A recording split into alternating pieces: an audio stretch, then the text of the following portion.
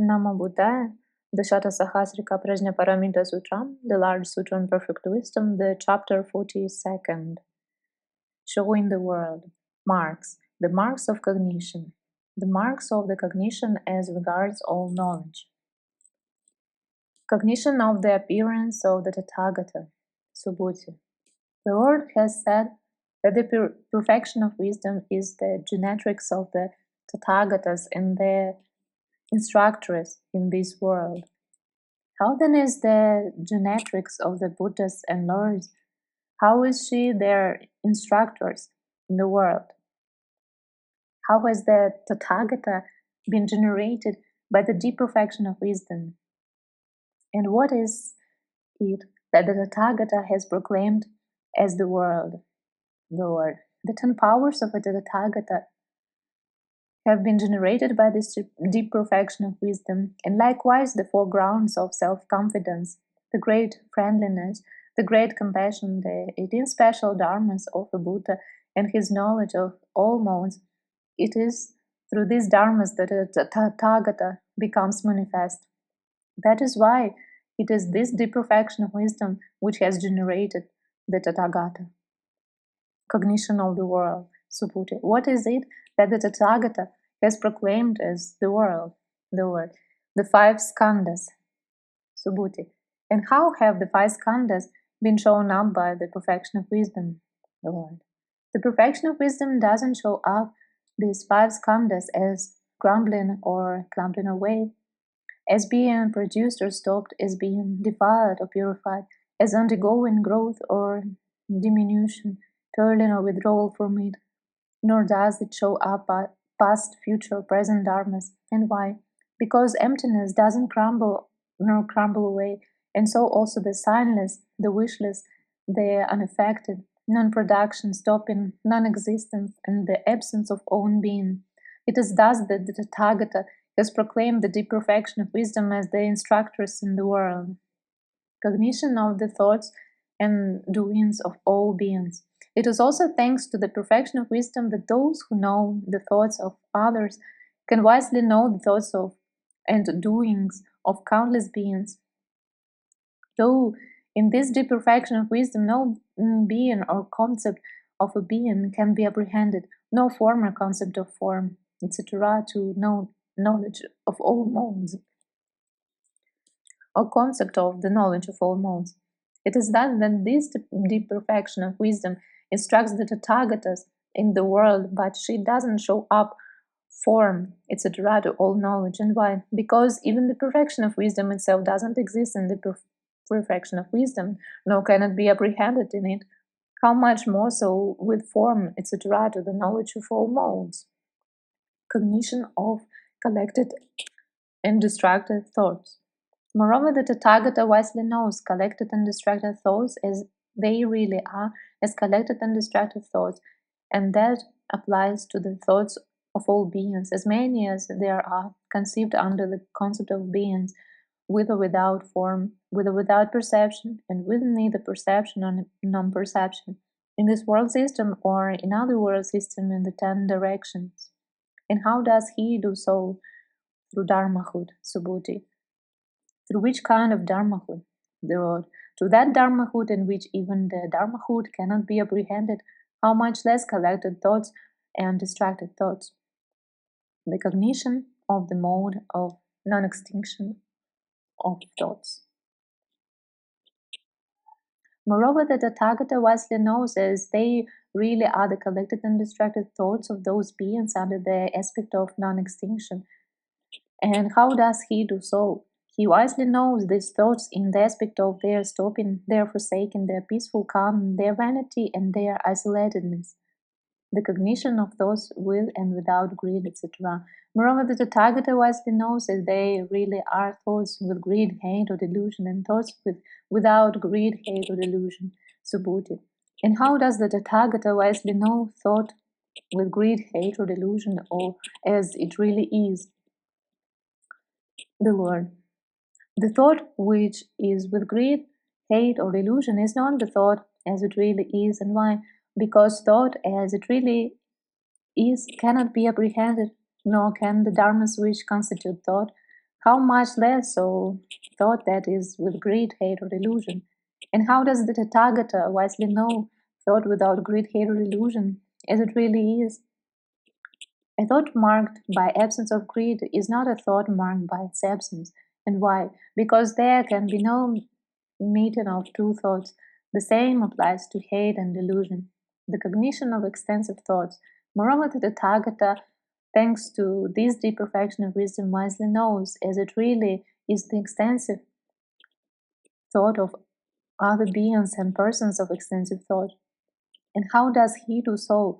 Here the Tathagata wisely knows, as it really is, that the thought of other beings and persons is neither expanded nor contracted, for it doesn't grow or diminish, doesn't come or go. And why? Because of a thought no own being can be apprehended, which could effect an expansion to etc. to which could come.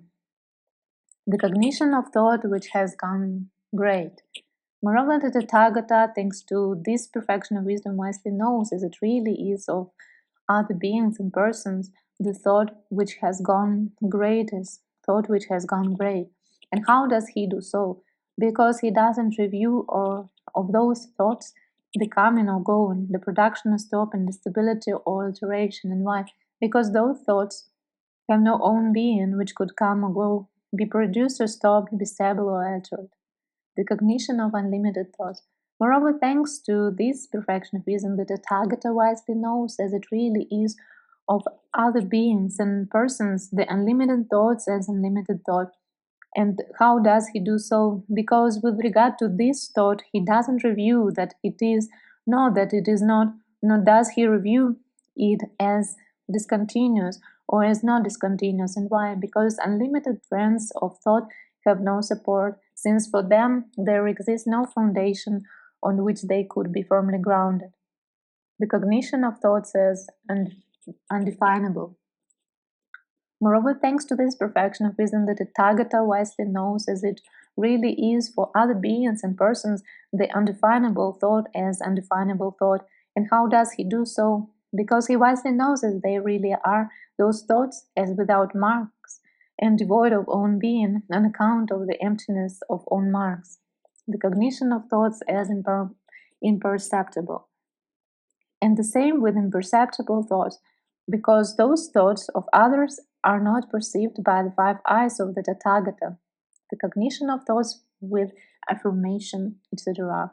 Moreover, thanks to this perfection of wisdom, the Tathagata wisely knows, as they really are, of other beings and persons the thoughts which affirm or negate, which are drawn in or stretch out.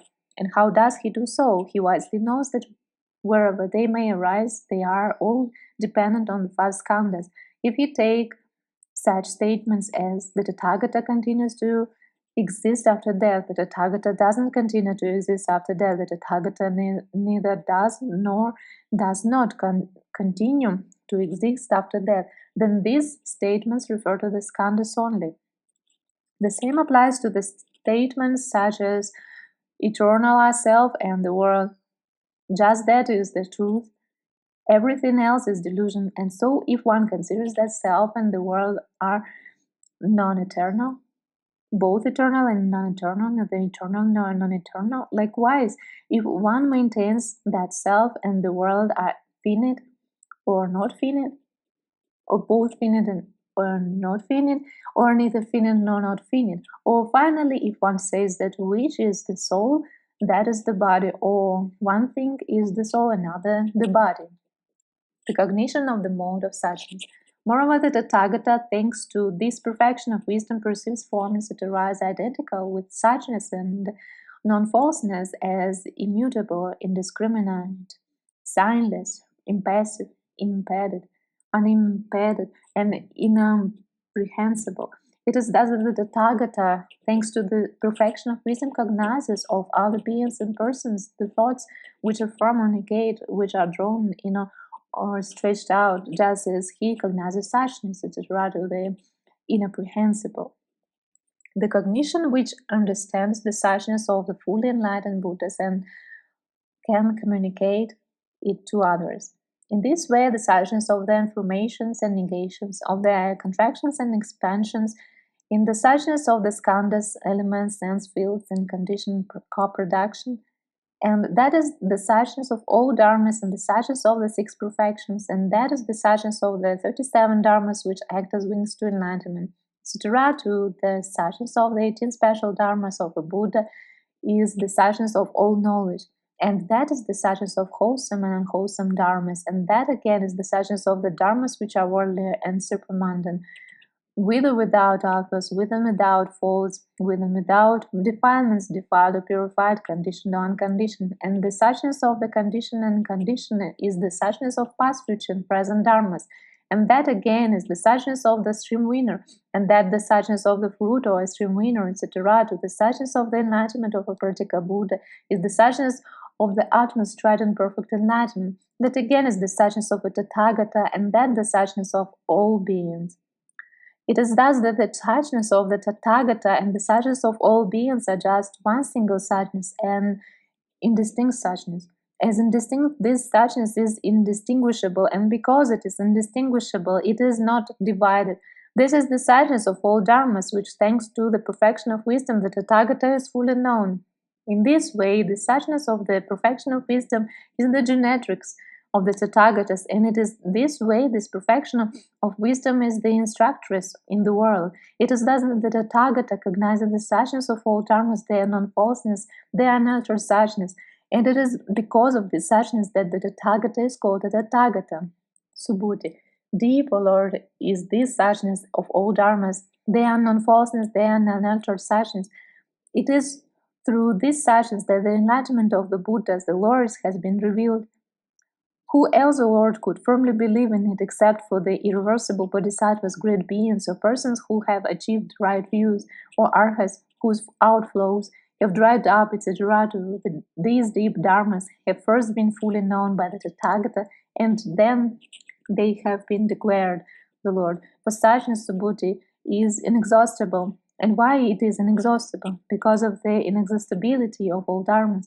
This is the suchness of all dharmas which the Tathagata proclaimed after he had fully known the supreme enlightenment. This is the end of the 42nd chapter of the large sutra on perfect wisdom, the Satasahasrika Prajnaparamita Sutram.